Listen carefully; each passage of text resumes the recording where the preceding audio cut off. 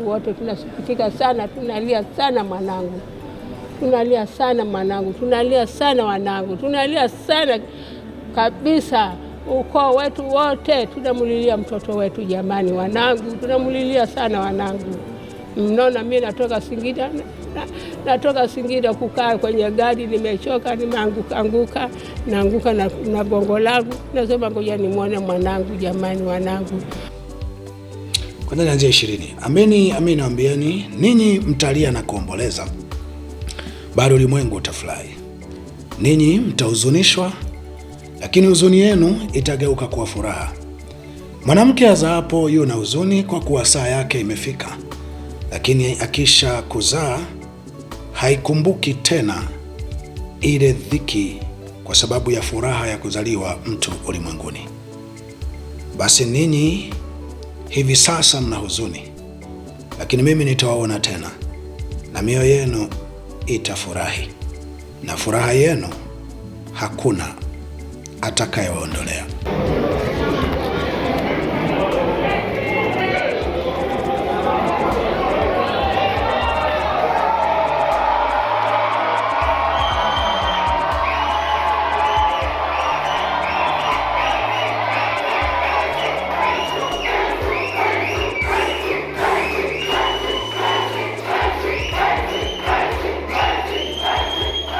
Tundu Lissu ni sauti ya Mungu yenye matumaini, ila sauti ya Mungu ngumu sana. Ni sauti ya Mungu yenye matumaini kwa tafsiri ya kwamba Lissu ndiye anayeonyesha kwamba licha ya nchi kuwa katika utungu, sababu tulishahama kuwa katika uchungu, hatuko kwenye uchungu tena, tumepita, tuko kwenye utungu, yani maumivu yanayopita uchungu, maumivu ambayo yako karibu sana na kifo, ambacho mtu yoyote anaweza kadondoka popote akafa kwa sababu ya maumivu yaliyo kwenye miili, yaliyo kwenye mioyo. Lakini katika hali hiyo ya utungu na uchungu, Tundu Lissu ni sauti ya kwamba anaweza kuzaliwa mtoto. Kinaweza kikazaliwa kila ambacho kimetuweka wengi wetu kwenye uchungu sio neneka. Tundu Lissu ni sauti ya Mungu yenye matumaini, ila sauti ngumu kwa ndugu zake, kwa wapendwa wake, lakini hasa kwake mwenyewe. Unajua, Tundu Lissu ni wale ambao haoni maana ya kuishi kama hata kuwa sababu ya ukombozi wa kweli. Haoni maana ya kuishi, yaani wale ambao popote utakapomweka sawa tu, kama hana impact, hana namna ambayo anaweza akafanya akaokoa, mweke popote. Lakini ni sauti ya Mungu inayosema haiwezekani dhuluma ikawa ujanja. Haiwezekani dhuluma ambayo sasa imefika kwenye kudhulumu mpaka sasa uhai, mali ishaonekana hazitoshi, sasa ni uhai. Ni wale wanaosema afadhali mimi nisiwe hai, afadhali mimi nisiwe salama, afadhali mimi nisiwe salama, niwe kwenye mateso, lakini mambo yasiwe hivi. Tundu Lissu ni sauti ya Mungu yenye matumaini, ila ni sauti ngumu.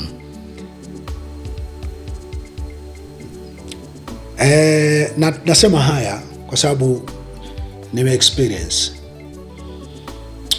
Mimi ni moja wa watu hao pia ambao nasema kama sitakuwa sababu ya ukombozi wa kweli na nafuu ya kweli na kuwatoa watu kwenye kilio, uchungu na maumivu vinavyoitwa maendeleo na CCM. Kwa sababu CCM maendeleo pekee wanayoyajua ni watu kulia, watu kuumia, watu kutaabika, watu kupungukiwa, wao kula kwa anasa kutoka vitambi, yani vitambi vyao vile, masuti yao yale na taabu ya watu wengi, wao hivyo ni maendeleo.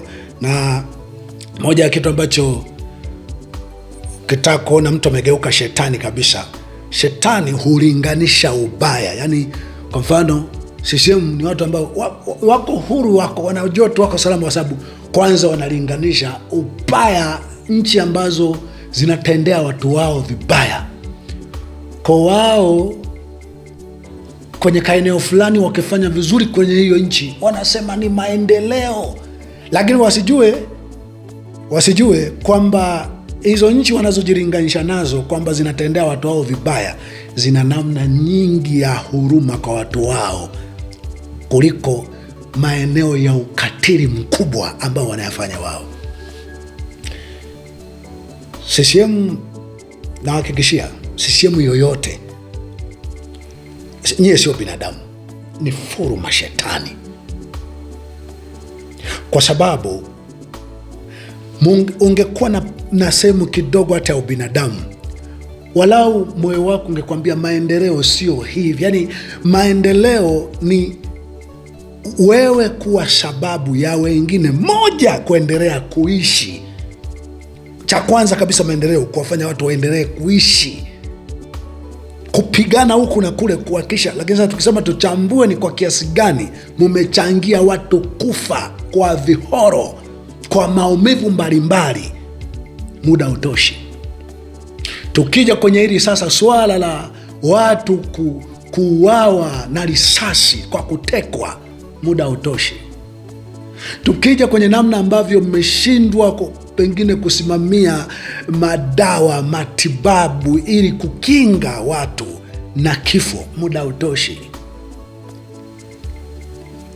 Huko kwingine tuishavuka kitambo kwenye swala la kugawanya rasilimali kwa wote. Hilo ndo tuishavuka, tuishajua haliwezekani, hamna mpango huo, jua liwake mvua inyeshe, yani hamna mpango huo, ndo hamna hata kidogo. Lakini sasa mlishavuka, na si huko sasa, tumeshatoka hata kwenye kudai, mmeshavuka. Sasa hivi mupo kwenye mchakato wa dhuluma ya uhai. Sidhani kama mna kikao kingine mnachofikiria zaidi ya nani afe, kama sio nyie mnafikiria moja kwa moja vyombo vyenu mnavyovitumia ambavyo na vyenyewe ili awe apande cheo inabidi akaue pale, akatesa yule, akaumize yule, akaonea yule. Vyombo vyenu vinawaza kwa niaba yenu, anayefuata kuuawa, kuteswa, kutekwa, kuuawa, ndio kitu pekee mnafahamu ni maendeleo. Na mmeitoa nchi kwenye uchungu, mmeipeleka kwenye utungu. Lissu anaonyesha kwa kadri maumivu yanavyokuwa makali sana, Mungu bado anaweza kuokoa.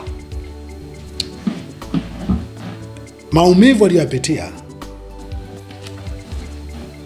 nadhani angekuwa mtu mwingine angesema hey, inatosha. Lakini Lissu kama kina sisi nasema hivi, sasa maisha yatakuwa na maana kiasi gani? Yatakuwa na maana kiasi gani hata kwa mfano sasa niwe salama kwa sasa? Sifai niwe tu kwenye eneo ambalo watu wanajua nateseka. Yaani itakuwa salama kiasi gani? Naona waliokuumiza ndio waliosimama, na wanavyoendelea kuumiza watu, wanataka watu waimbe kwamba ni maendeleo, ni utu, ni kazi na utu. Ndio kama sisi. Mimi kimsingi naomba uelewe tu, nilikuwa radhi kuuawa, nilikuwa radhi kufungwa jela kwa wakati wowote, na anajua chochote kitatokea. Nilitii na kuheshimu sauti ya Mungu, ni kama aliona mimi ni spika yake, nitafute tu eneo ambalo nitaongea kwa niaba yake. Na mpaka hapa kwa kipande nimeongea, sijisikii deni. Kwa hiyo kama kuna mpango wote utafanikiwa, it's okay bwana, patauma ndio. Ndio, na inawezekana mimi nisiakti kama Lissu yani. Mimi naongeaga kwa uhalisia, mimi nikiumia. Ukinisema namdhalilisha Mungu, si nadhalilisha wanaume. Mimi nasomaga Biblia hii. Kuna wanaume kuliko mimi yani, kuliko hata kunguru, kuliko hata kenge. Mwanaume wote unayemuona kenge tu. Kuna wanaume wao kina Daudi walipoteswa, waliliana na Yonathani. Walilia si mara moja. Akina Yeremia walilia wanaume, akina Isaya walilia, kina Ayubu walilia wanaume, walilia. Kina Yesu walilia walipoteswa, kina Stefano walilia. Watu wa Mungu maelfu walilia, kina Yohana walilia, sema Yesu ni yule tuliyemtegemea au tumgoje mwingine. Wanalia wako gerezani, wanalia. Swala walizalisha wanaume, walimzalisha Mungu. Huyo sio Mungu naye muabudu mimi. Mungu naye muabudu watu wake walilia. Kwa mimi mtakaponiumiza watu watakaponiona, watu wataona mnaniumiza. Watu wataona mnaniumiza, nitalia, nitaakti sawa na kinachoendelea. Lakini uweze kufahamu, sioni maana na sababu ya kuishi kama maneno yangu na maisha yangu hayatakuwa sababu ya matumaini na furaha na uzima na uhai kwa watu ambao Mungu ameniweka kati yao. Katika Yohana 16 mstari kwanza kuanzia 20. Amini nawaambieni, ninyi mtalia na kuomboleza, bado ulimwengu utafurahi. Ninyi mtahuzunishwa, lakini huzuni yenu itageuka kuwa furaha. Mwanamke azaapo yu na huzuni, kwa kuwa saa yake imefika, lakini akisha kuzaa haikumbuki tena ile dhiki, kwa sababu ya furaha ya kuzaliwa mtu ulimwenguni. Basi ninyi hivi sasa mna huzuni, lakini mimi nitawaona tena, na mioyo yenu itafurahi, na furaha yenu hakuna atakayewaondolea.